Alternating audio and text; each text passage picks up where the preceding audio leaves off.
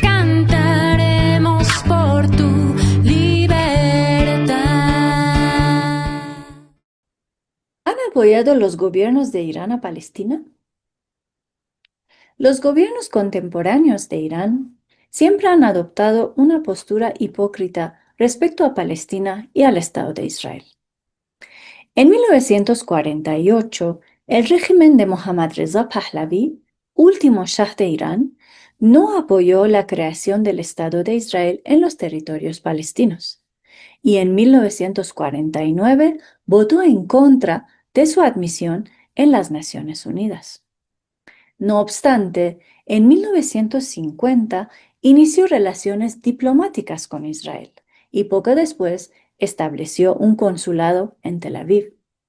Esta decisión se debió en parte al interés del régimen iraní en encontrar un aliado frente a los nacionalismos árabes de la época, representados por Gamal Abdel Nasser en Egipto y el partido Baas en Irak y Siria.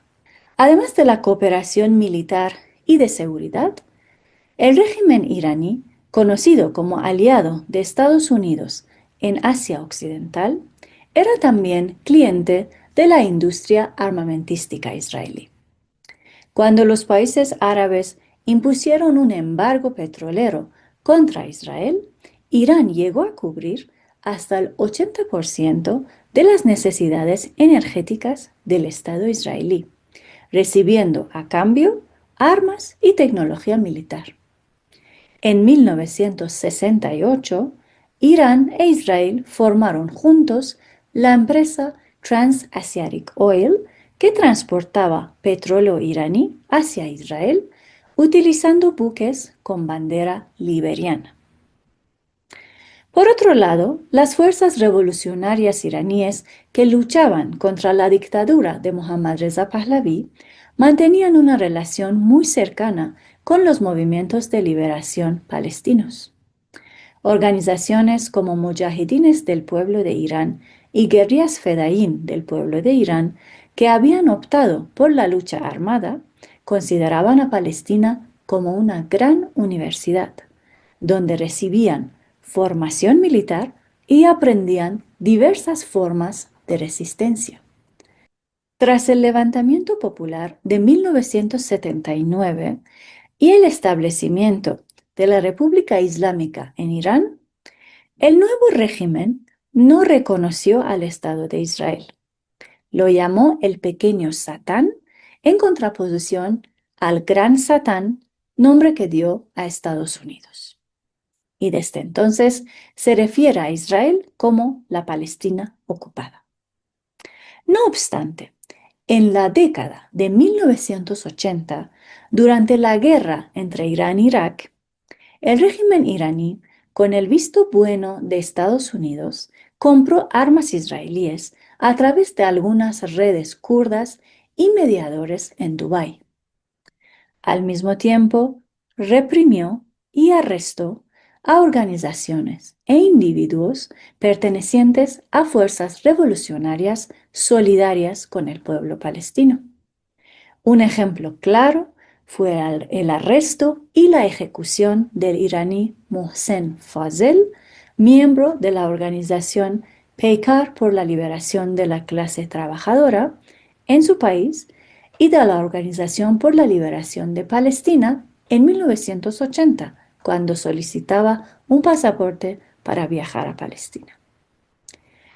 El 21 de marzo de 1985, el Ayatollah Khomeini, quien había rechazado en varias ocasiones el alto al fuego con Irak, calificó la guerra como una bendición, ya que además de permitir la represión total de las fuerzas revolucionarias, los movimientos de los pueblos oprimidos y las demandas surgidas de la revolución, ofrecía una oportunidad para exportar la revolución islámica.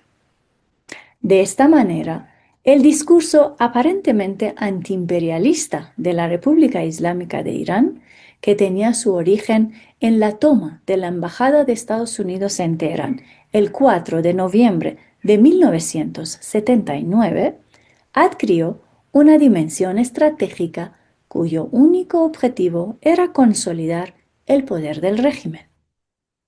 El apoyo de la República Islámica en las últimas 4 décadas al régimen de Bashar al-Assad en Siria, a las milicias de Hezbollah en Líbano y a Hamas en Palestina debe entenderse en este mismo contexto.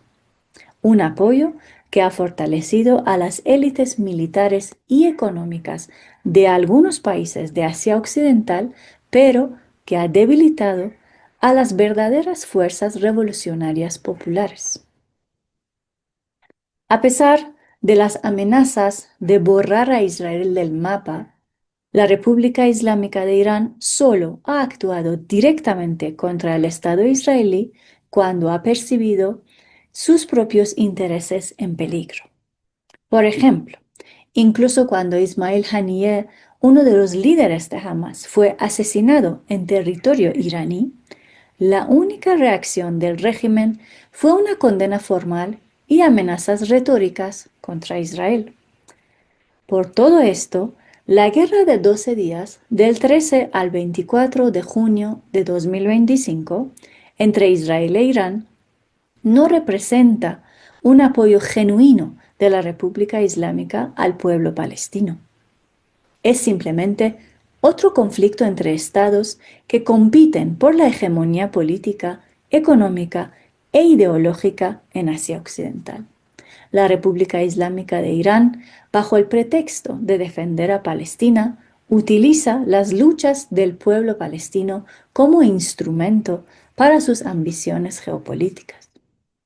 Mientras tanto, los movimientos populares antisistema en Irán, que luchan contra todas las formas de explotación y discriminación, continúan aprendiendo de la resistencia del pueblo palestino y tienen claro que el régimen sionista de Israel es un enemigo común al que hay que enfrentar para alcanzar la paz, la libertad y la justicia en la región y en el mundo.